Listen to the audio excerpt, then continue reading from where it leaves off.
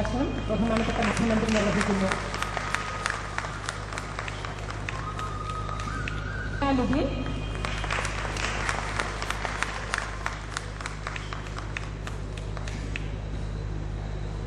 കാർഷിക മേഖലയുടെ ഏറ്റവും പ്രധാനപ്പെട്ട ഒരു ഘടകമാണ് ക്രെഡിറ്റ്. ആ വായ്പ യഥാസമയം പലിശ ഏറ്റവും കുറഞ്ഞ് ലഭ്യമാകുന്ന സാഹചര്യമാണ് ഉണ്ടാവേണ്ടത്. യഥാർത്ഥത്തിൽ കർഷകർക്ക് പലിശരഹിത വായ്പ ലഭ്യമാകുന്ന സാഹചര്യമാണ് ഏറ്റവും വേഗത്തിൽ വേണ്ടത്. അങ്ങനെയൊരു സാഹചര്യമാണ് ഗവൺമെന്റ് വിഭാവനം ചെയ്യുന്നത്. ഇന്നിപ്പോൾ നബാർഡ് കൊടുക്കുന്ന ലോണ് അത് ലഭ്യമാകുമ്പോൾ അത് താരതമ്യേന പലിശ കുറവാണ്.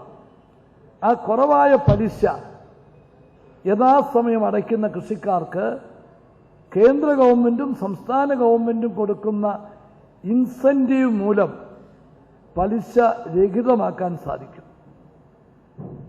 വായ്പയെടുത്ത് യഥാസമയം ആ വായ്പ അടയ്ക്കുന്നവർക്ക് പലിശ രഹിത വായ്പയായി ഈ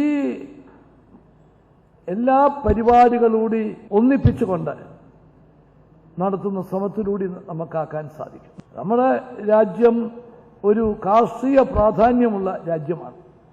ആ രാജ്യത്ത് കർഷകരുടെ അധ്വാനം, കർഷകരുടെ പ്രയത്നത്തിന്റെ ഫലം, അതാണ് ഈ രാജ്യത്തിന്റെ സമ്പത്ത്.